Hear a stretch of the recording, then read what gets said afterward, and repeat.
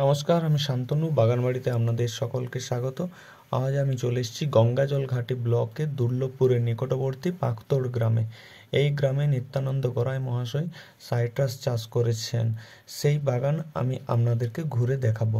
তার আগে বলে রাখি, ইনি চারা বিক্রি করেন না, কেবলমাত্র সাইট্রাস বিক্রি করেন। আপনারা সরাসরি বাগান থেকে কিনতে পারেন, তার জন্য অবশ্যই স্ক্রিনে দেওয়া নাম্বারটাতে যোগাযোগ করবেন।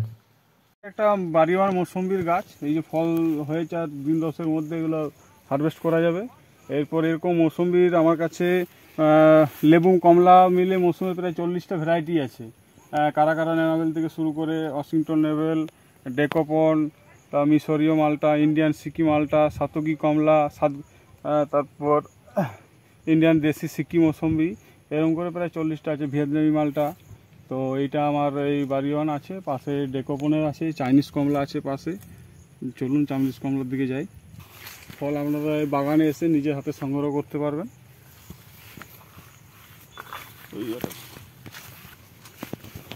আপনারা দেখতে পাচ্ছেন, এটা হচ্ছে চাইনিজ কমলা। প্রচুর পরিমাণে ফলন।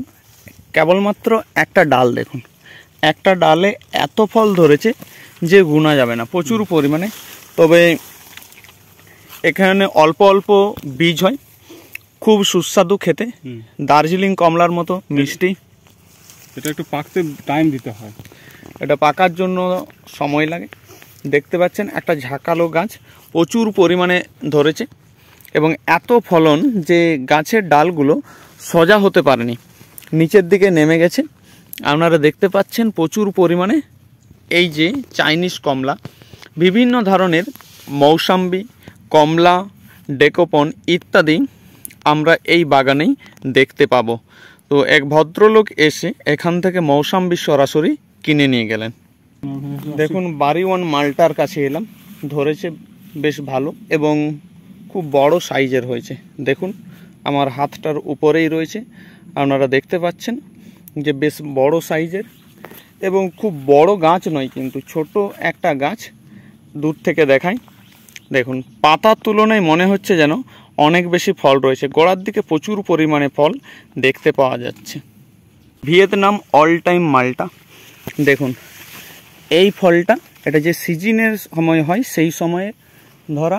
আবার আপনাদেরকে দেখাচ্ছি, এই যেটা এটা কিছুদিন আগে ধরেছে, তো আবার দেখাচ্ছি আপনাদেরকে।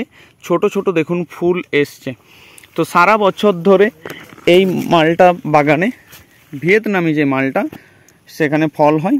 দেখুন থকায় ধরেছে, একটা থকাতে 4টা। আবার এখানে দেখুন একটা থকায় 4টা, প্রচুর পরিমাণে ধরেছে। উপর দিকে দেখুন, সূর্যের আলোর জন্য ঠিকঠাক ভিডিওটা আসছে না, কিন্তু আপনারা দেখতে অবশ্যই পাচ্ছেন যে মালটা, ভিয়েতনামি যে অল টাইম মালটা, সেই মালটাই প্রচুর পরিমাণে ধরেছে। উপরের দিকে দেখা যাচ্ছিল, অন্ধকারের জন্য ছবিটা ঠিকঠাক আসছে না। সারা বছর ধরে এই গাছটায় ফল থাকে। দেখুন পাকিস্তানি কমলার কাছে আমরা চলে এলাম। এটা একটি পাকিস্তানি কমলা, সুস্বাদু।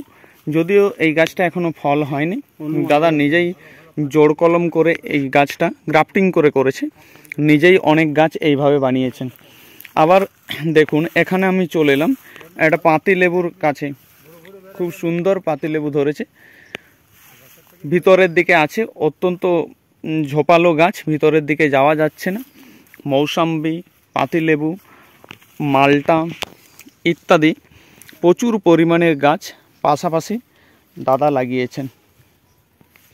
দেখুন এখানে একটা মালটা গাছের কাছে আমরা চলে এলাম, এটাই ফল ধরেছে, দেখা যাচ্ছে ছোট্ট একটা গাছ, তাই 2-3টা ফল দাদা রেখেছেন, বাকি ফলগুলোকে ফেলে দিয়েছেন।